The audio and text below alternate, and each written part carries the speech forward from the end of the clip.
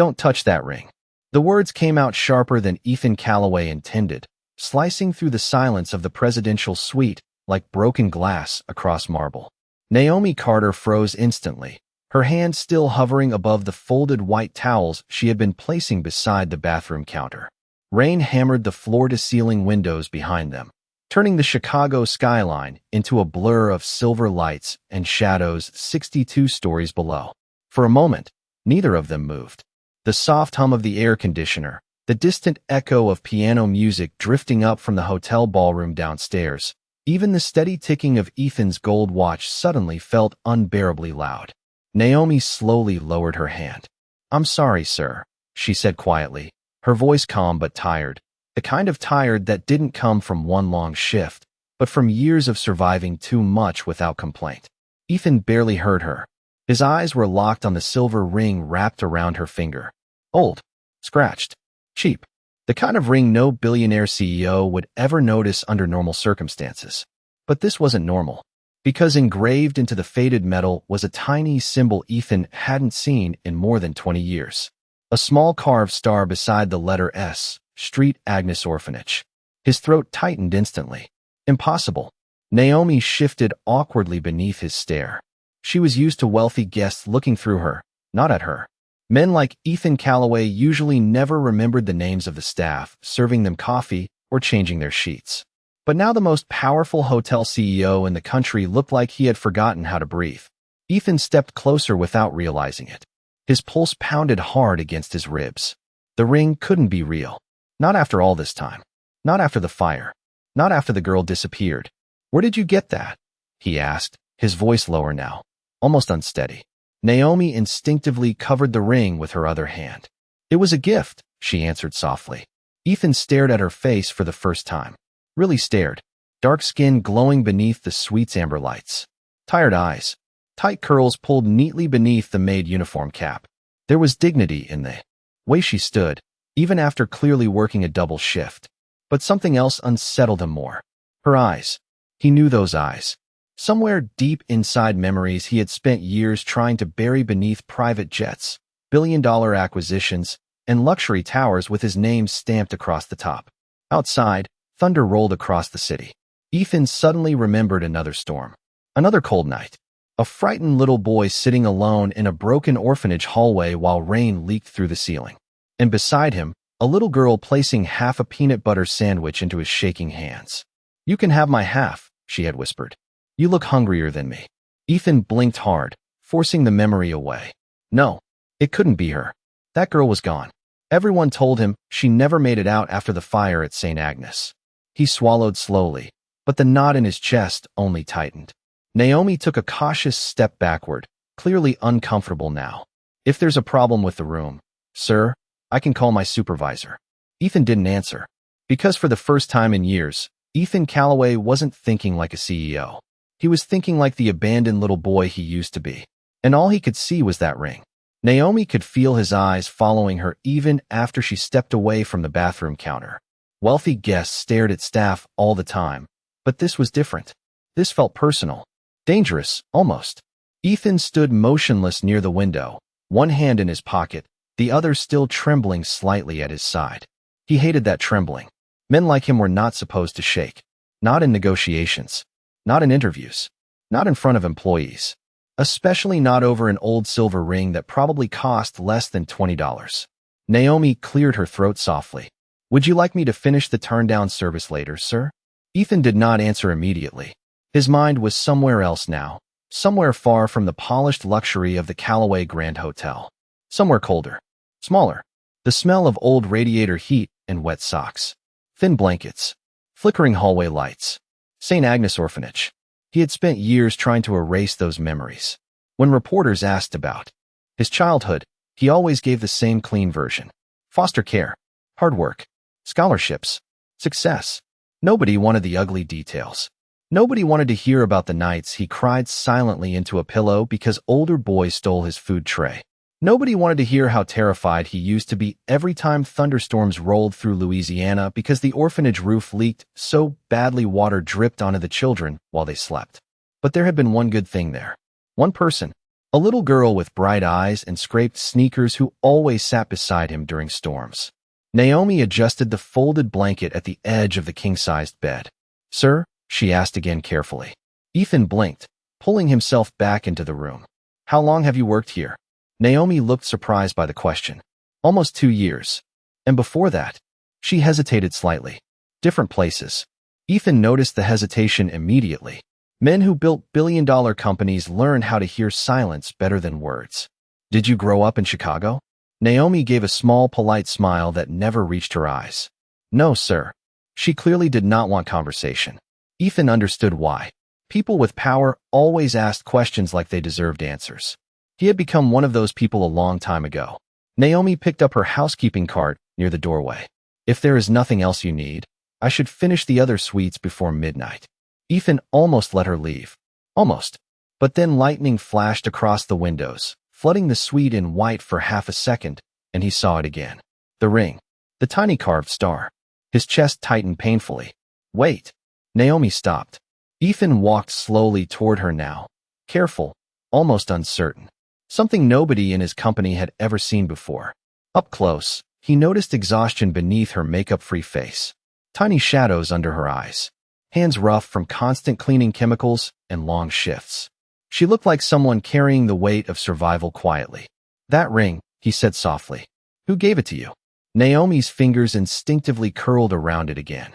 For the first time, something emotional flickered across her face. Not fear. Not embarrassment. Sadness. "A friend," she answered quietly. Ethan's pulse jumped hard enough to make him dizzy.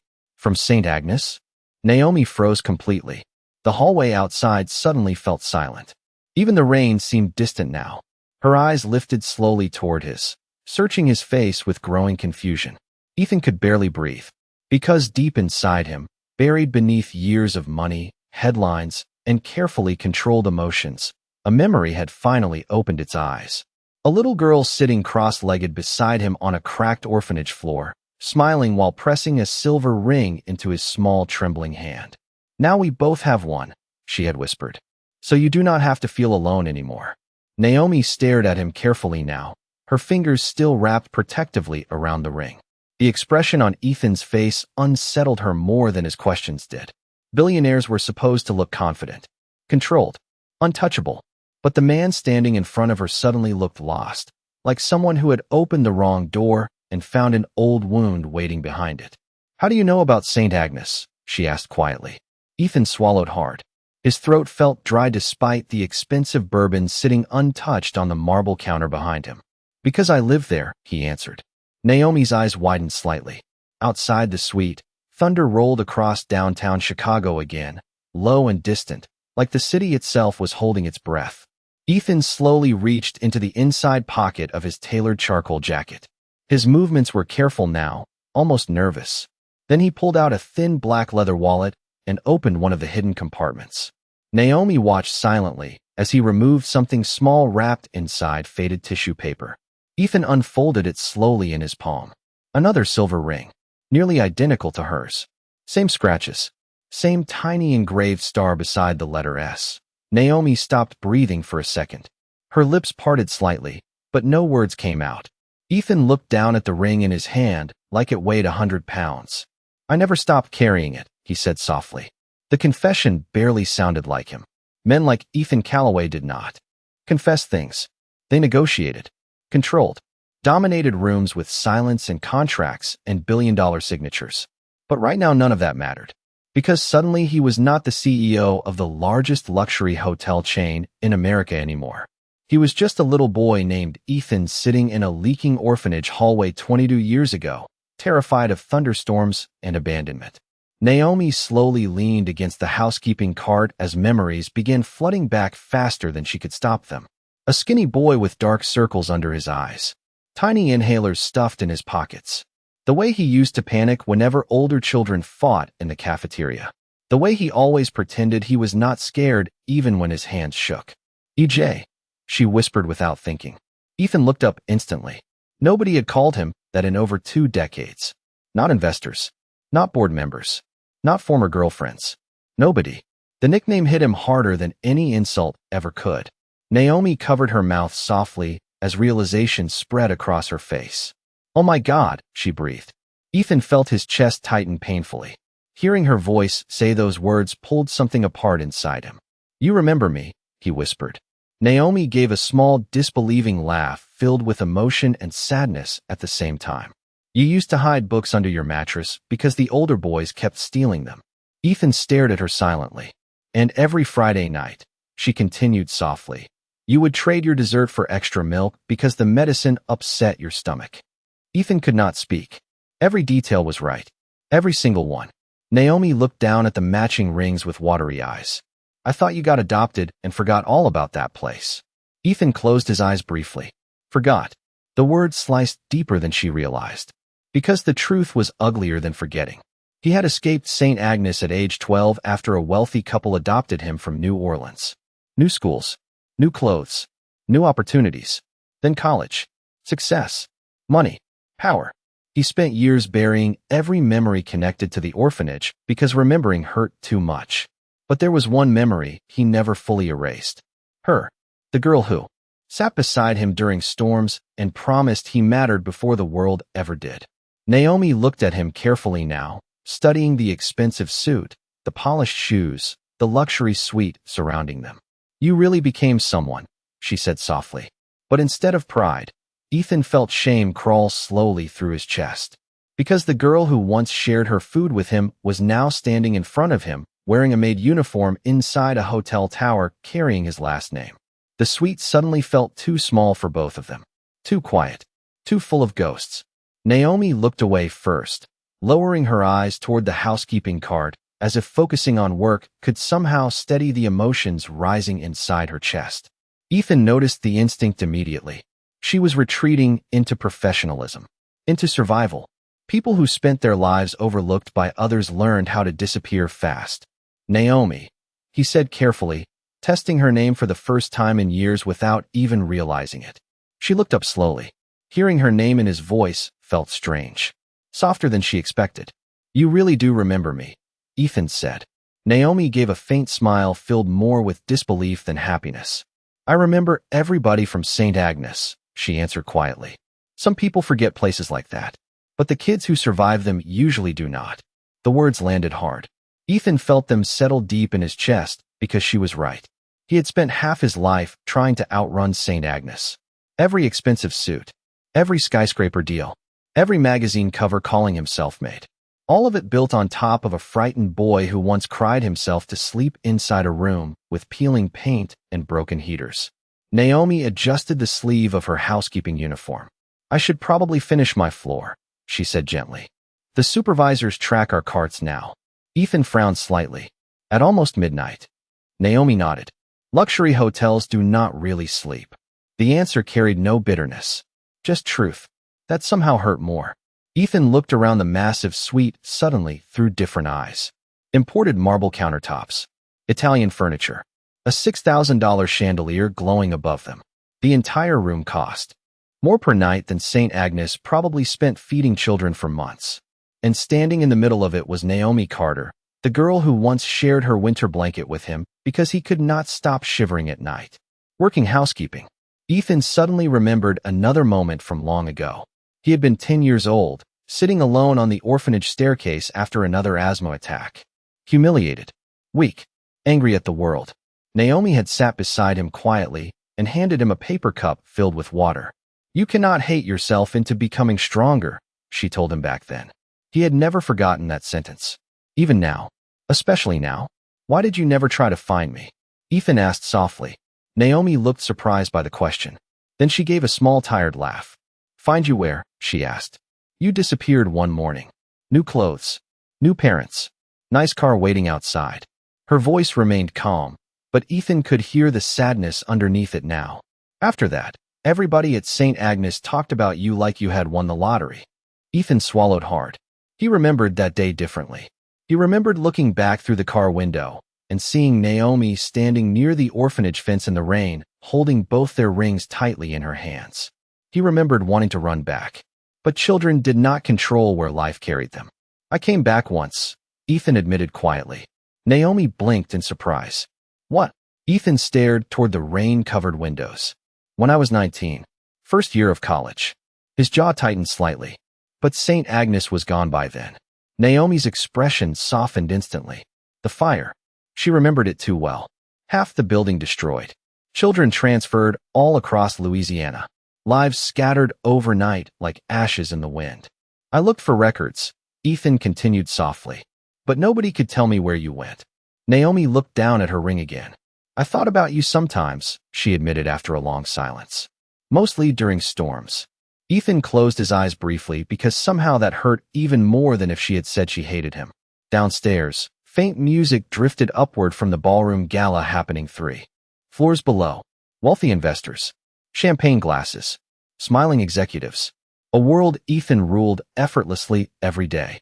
But none of those people had ever looked at him the way Naomi just had. Not as a billionaire. Not as a CEO. But as the lonely orphan boy he used to be before the world taught him to hide it. Naomi finally reached for the handle of her housekeeping card, trying to steady herself before the emotions inside that suite became too heavy to carry. But just as she turned toward the doorway, Ethan's phone buzzed sharply across the marble countertop. The sound shattered the fragile quiet between them. Ethan glanced at the screen and immediately closed his eyes for half a second. The gala downstairs. He had completely forgotten about it. 11 missed calls. 3 messages from his assistant. 1 from the board chairman asking where he was. Naomi noticed the shift instantly. The billionaire mask sliding back into place. His shoulders straightened automatically. His expression hardened with practiced control. It was almost painful how quickly powerful men learned to hide themselves again. Ethan picked up the phone but did not answer it. You should go, Naomi said softly. Important people are probably waiting for you. Ethan looked at her for a long moment. Important people. The phrase twisted strangely inside him because for the first time in years, the people downstairs suddenly felt less important than the woman standing beside a housekeeping cart wearing rubber-soled shoes and a faded employee badge. Another message flashed across his phone screen. Investors from New York.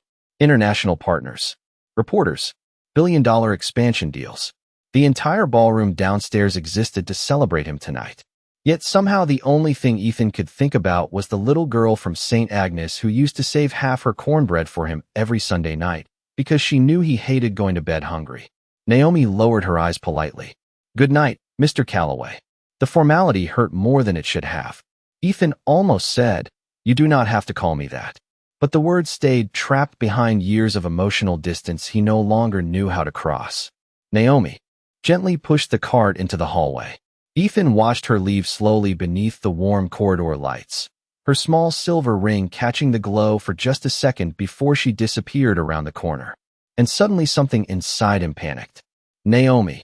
She stopped, but did not turn around immediately. Ethan stepped into the hallway now, loosening his tie slightly like he could finally breathe again outside that suffocating suite. Are you working tomorrow? Naomi hesitated. Yes. Good. The answer came too quickly. Too honestly. Naomi finally looked back at him with quiet confusion. Ethan searched for something professional to say, something normal, but nothing about tonight felt normal anymore. I just mean, he stopped awkwardly. Billionaires were not supposed to stumble over sentences. I would like to talk again. Naomi studied him carefully now. Not suspicious. Just thoughtful. Like she was trying to decide whether the lonely boy from St. Agnes still existed somewhere underneath the man the world now called ruthless. Finally, she nodded once. Okay. Then she walked away. Ethan stood there alone in the hallway long after the elevator doors closed behind her. Downstairs, the ballroom music swelled louder through the building speakers. Jazz. Laughter.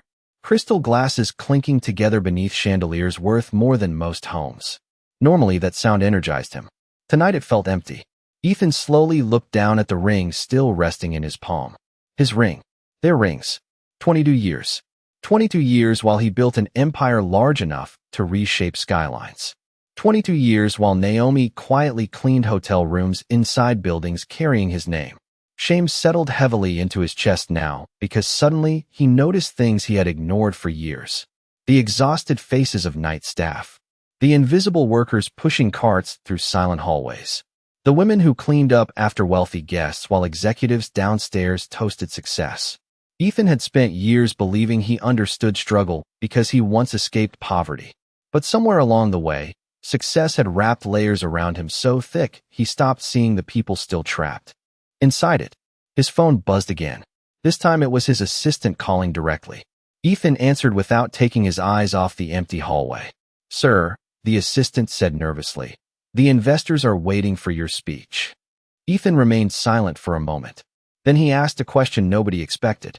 "How much do we pay our overnight housekeeping staff?" The line went completely quiet. By the time Ethan entered the ballroom, nearly 400 guests were already waiting.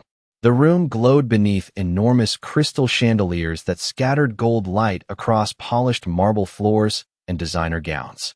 A jazz trio played softly near the stage while servers carried silver trays filled with champagne through clusters of investors and celebrities. Normally, Ethan moved through rooms like this effortlessly. Calm smile, perfect posture, handshakes worth millions. But tonight something was off. He could feel it in the tightness behind his ribs. The applause began the second people noticed him walking toward the stage. There he is. Calloway finally made it. That man owns half the luxury market in America. Compliments followed him everywhere these days like shadows attached to success. Ethan barely heard any of them. His mind was still upstairs in a quiet hallway beside a housekeeping cart. "Sir, your speech," his assistant whispered nervously while handing him the prepared note cards. Ethan stared down at the cards for a moment. International growth numbers, expansion projections, market confidence. Every sentence polished to impress wealthy people already planning to invest even more money into his empire. He looked across the ballroom. Men in tuxedos laughing beside women wrapped in diamonds. Billionaires discussing acquisitions over imported wine that cost more than most workers earned in a week. Then his eyes drifted toward the edges of the room, toward the staff. Servers standing perfectly still near the walls. Bartenders moving quickly without being noticed. Housekeepers quietly replacing linens near the side entrances before disappearing again like ghosts. Invisible people making luxury possible. Ethan suddenly saw the entire ballroom differently now. Oh, this beauty resting on exhausted shoulders nobody celebrated. "Mr. Calloway," the event host prompted gently. The audience applauded again as Ethan stepped behind the microphone. Cameras lifted immediately. Investors smiled expectantly. Ethan looked down at the speech cards one last time, then slowly set them aside. A small confused murmur spread through the crowd. Ethan never improvised. "Good evening," he began quietly. His voice carried easily through the ballroom. Confident, controlled. But underneath it tonight was something unfamiliar. Emotion. "Most of you know me as the CEO of Calloway Group." Soft laughter. Nods. "Predictable. You know the hotels, the buildings, the numbers."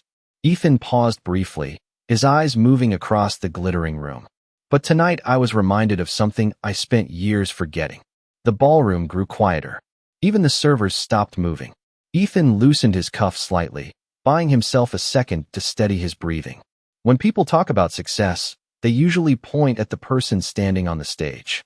He glanced slowly toward the staff lining the walls. But they rarely look at the people carrying the weight underneath it. Silence now.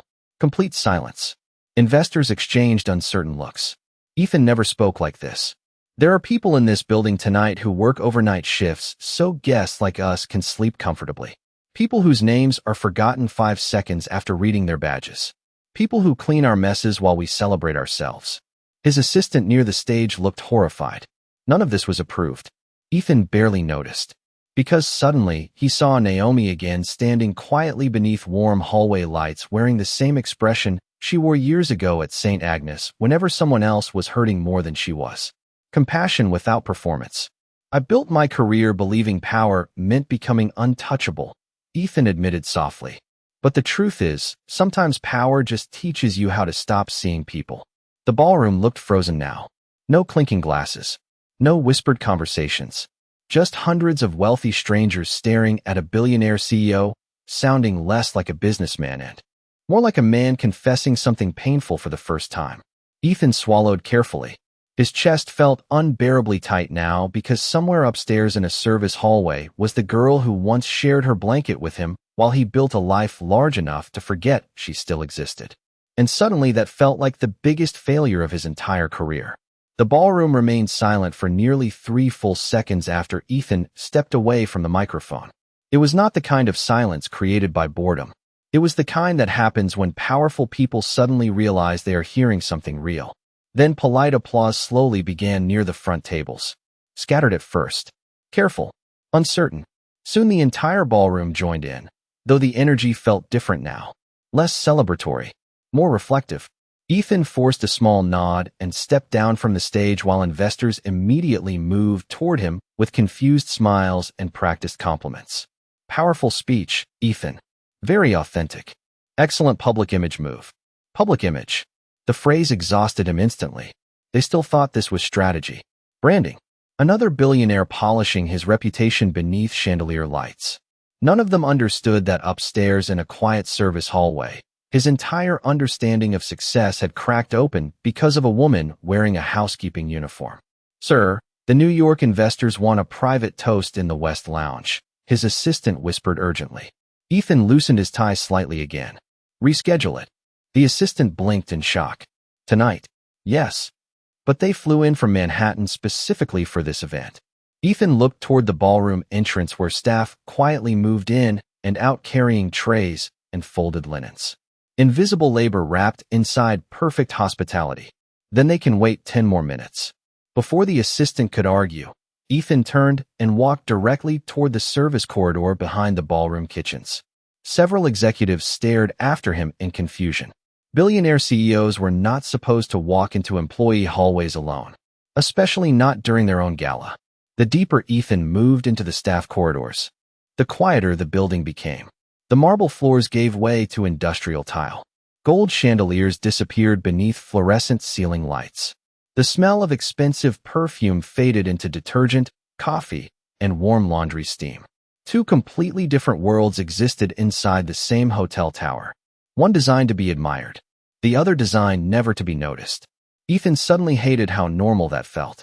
As he passed the laundry station, several employees straightened nervously at the sight of him. A young janitor nearly dropped a stack of towels. "Good evening, sir." "Mr. Calloway." "Sir." Fear. Respect. Distance. Ethan heard it in every voice. He remembered once craving that kind of authority. Now it felt unbearably lonely. Then he saw Naomi near the employee break room pouring coffee into a paper cup beside an old vending machine, glowing softly in the corner. She looked smaller here somehow. More tired. Her housekeeping cart parked beside her like an extension of exhaustion itself. Naomi looked up and nearly froze when she saw him walking toward her. "Mr. Calloway?" Ethan glanced around the hallway. A few employees immediately pretended not to stare while secretly staring harder. Billionaire CEOs did not visit break rooms at midnight. Ethan stopped beside her quietly. For a second, neither spoke. Then his eyes drifted toward the paper cup in her hands. "That is dinner?" he asked softly. Naomi gave a faint, embarrassed smile. "Coffee counts sometimes." The answer hit him harder than it should have, because suddenly another memory surfaced without warning. Naomi at age 11 pretending she was not hungry, so Ethan would eat the last cafeteria biscuit himself. She had always done that. Given quietly. Sacrificed quietly. Survived quietly. Ethan looked at the cheap vending machine dinner in front of her and felt shame rise hot inside his chest again. Upstairs, wealthy guests were drinking imported wine worth hundreds of dollars a bottle beneath his name. Meanwhile, Naomi Carter, the girl who once protected him from feeling invisible, stood under fluorescent lights trying to convince coffee to feel like a meal. Ethan slowly reached into his jacket pocket and pulled out the silver ring again. "You know what the worst part is?" he asked quietly. Naomi looked at him carefully. Ethan stared down at the scratched metal resting in his palm. "I spent my whole life trying to become someone important." His voice tightened slightly. "And somehow I still became the kind of person who walked past you every day without even seeing you." Naomi lowered her eyes toward the paper cup warming her hands, and for a moment the hallway became painfully quiet. The fluorescent lights hummed softly overhead, while distant ballroom music drifted faintly through the walls above them like a reminder that two completely different Americas could exist inside the same building. Ethan stood there waiting for anger, resentment, something. But Naomi only gave a small, tired smile that somehow hurt him even more.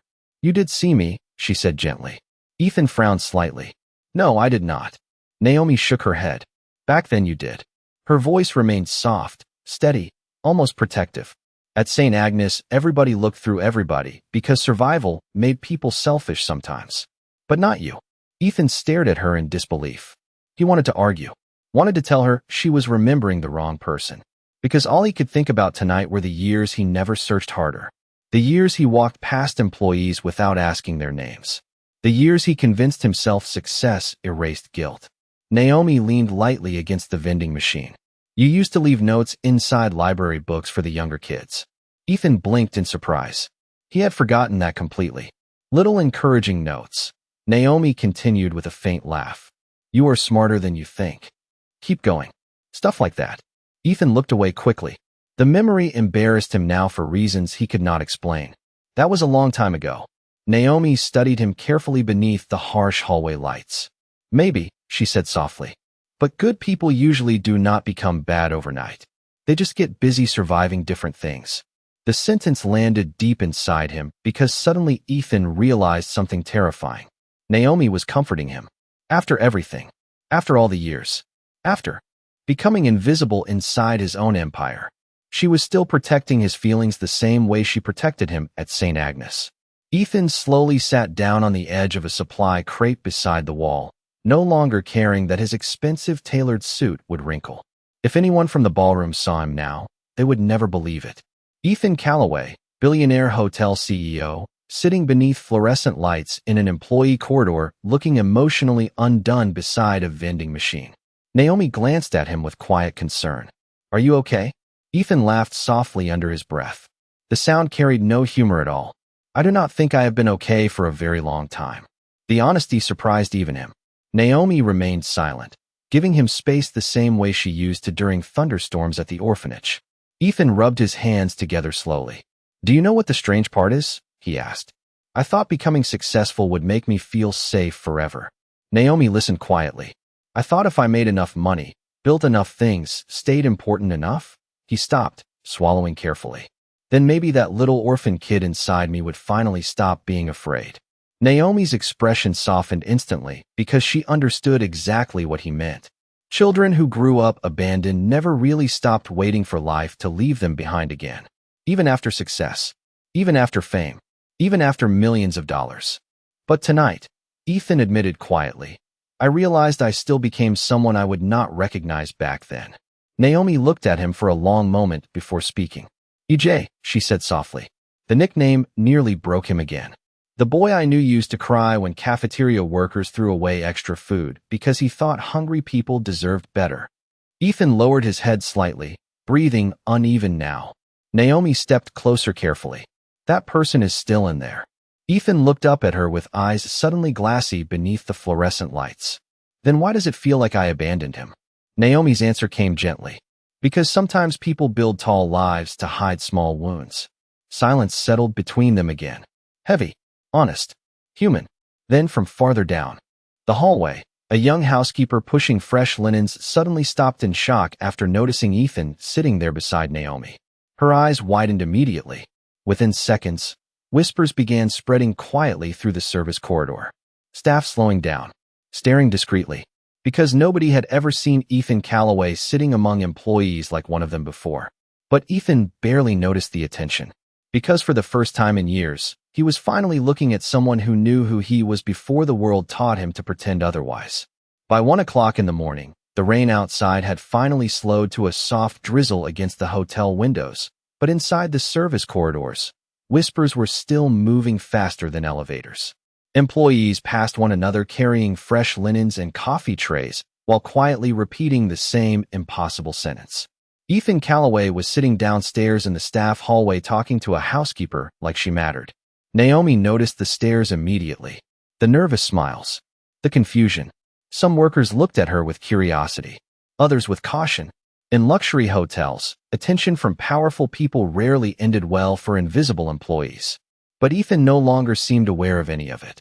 He remained seated beside the supply crate, elbows resting lightly on his knees, the silver ring turning slowly between his fingers beneath the fluorescent lights. You know, he said quietly after a long silence, I used to tell myself I would come back for everyone. Naomi looked at him carefully. Ethan gave a faint, humorless smile.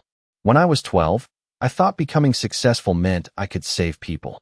His eyes drifted down the hallway where exhausted workers still moved through overnight shifts while wealthy guests upstairs slept in imported silk sheets.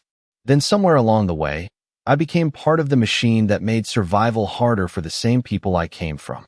Naomi shook her head gently. You are not responsible for every hard thing in the world, EJ. Maybe not. Ethan's voice tightened slightly. But I am responsible for what happens inside buildings carrying my name. The words settled heavily into the hallway. Air. Nearby employees slowed subtly, pretending to organize carts while secretly listening. Because nobody had ever heard Ethan Calloway speak like this before. Naomi studied him quietly for a moment before asking the question sitting between them all night. Why did you really come down here after the speech? Ethan looked at her. Really looked at her. Not the uniform. Not the employee badge. Her. Because I realized something terrifying upstairs, he admitted softly. Everybody in that ballroom knows my public story. His jaw tightened slightly. But you are the only person left alive who remembers who I was before any of this. Naomi's eyes softened instantly. Ethan swallowed carefully, emotions pressing visibly against the control he spent decades building. And I think I needed to know whether that little boy would still recognize me now. Silence filled the hallway again. Honest silence this time. Naomi stepped closer slowly until she stood directly in front of him beneath the cold fluorescent lights. Then she said something that nearly shattered what remained of his composure. He would be proud that you came back. Ethan lowered his head immediately, pressing his thumb hard against the ring in his palm as his breathing became uneven. For several seconds he could not speak at all. The billionaire CEO who negotiated billion-dollar contracts without blinking suddenly looked like a child trying not to cry in public. Naomi noticed instantly and glanced away gently, protecting his dignity the same way she always had. That quiet kindness finally broke something open inside him. Ethan stood abruptly. Then before anyone could process what was happening, he wrapped his arms around Naomi tightly in the middle of the service hallway. Gasps spread instantly among nearby staff. A linen cart nearly rolled into the wall, because nobody had ever seen Ethan Calloway hug anyone before. But Ethan did not care anymore. His voice cracked softly near her shoulder. I am sorry it took me 22 years to find you. Naomi closed her eyes briefly, emotional but steady. You found me when you were supposed to. Upstairs, the ballroom lights still glittered across crystal and gold while investors waited for the billionaire CEO to return. But Ethan no longer cared about the speech reviews or the business headlines that would flood the internet tomorrow morning. Because for the first time in decades, he understood something money could never buy back. Success means nothing if you lose the people who once reminded you that your life had value before the world attached a price to it. 3 months later, Calloway Group announced the complete rebuilding of St. Agnes Children's Home in Louisiana along with a nationwide scholarship program for foster children and overnight hospitality workers. But the part that surprised the media most was not the money. It was the woman standing beside Ethan during the press conference. Naomi Carter. No longer invisible. No longer walking silently through hallways carrying other people's comfort while hiding her own exhaustion. When reporters asked Ethan why he chose her to lead the new foundation, he looked toward Naomi with quiet emotion still visible in his eyes and answered simply, because long before the world taught me how to build an empire, she taught me how to be human.